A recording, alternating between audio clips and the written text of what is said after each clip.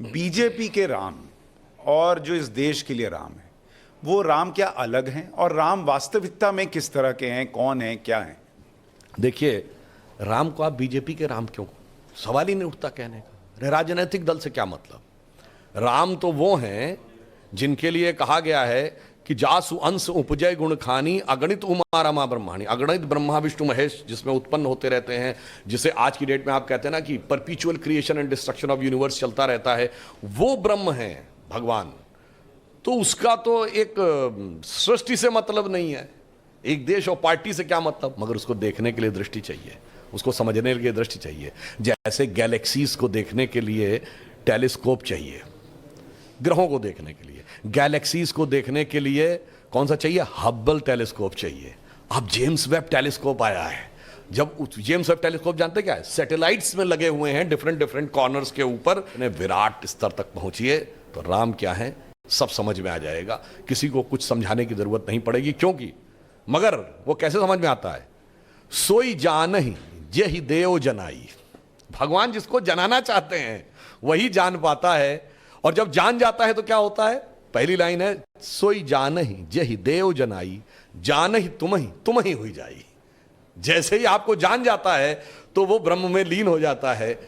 तो उस प्रकार से वो उस विराट चीज को कहां पार्टी और चुनाव और ये सब चीजों से नहीं, बहुत लोग, जैसे अभी मैंने देखा सोशल मीडिया पे एक नया नैरेटिव चल रहा है कि जय श्री राम में सब कुछ है, बस राम नहीं है। देखिए, इसके लिए जानते क्या कहा गया है कि जाकी रही भावना जैसी प्रभु मूरत देखी तिन तैसी।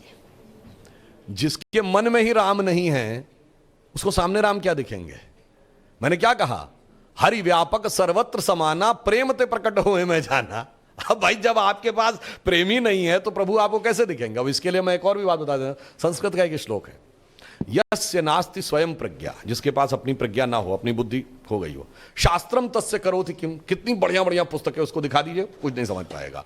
लोचनाभ्याम विहीनस्य, यानी आंखें या तो हो नहीं या बंद हो, दर्पणम किम करिष्यति, दर्पण दिखाइए नहीं समझ में आएगा। तो मेरे भाई, तुरी गठरी में लागा चोर मुसाफिर, मन की आंखें खोल, मन की आंखें खोल तो राम दिखेंगे। नहीं, पर जैसे ममता बनर्जी का कहना है कि सिया राम होते थे, आप लोगों ने जय श्री राम डाला, ये आक्रामक रूप है।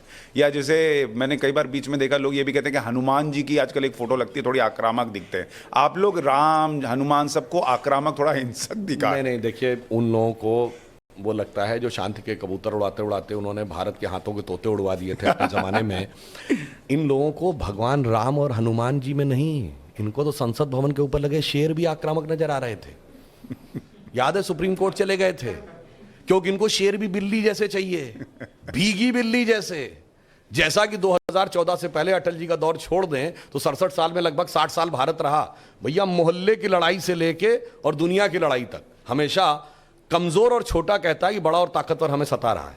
यहां हम बड़े और ताकतवर हो कहते थे कि बगल वाला मुल्क कमजोर है, छोटा है और हमें सता रहा है। तो इनको वैसे वाले शेर चाहिए थे। परंतु अगर उनको लगता भी है तो मैं कहना चाहता हूं, बहुत दिन हम लोग सुन लिए, ठुमुक चलत रामचंद्र बाजत पैजनिया, सुंदर मधुर स्वरूप है बाल भगवान का। तो अब जरूरत पड़ने पे तो वो भी रूप दिखना चाहिए कि धमक चलत रामचंद्र हालत लंकनिया। नहीं, और जो लोग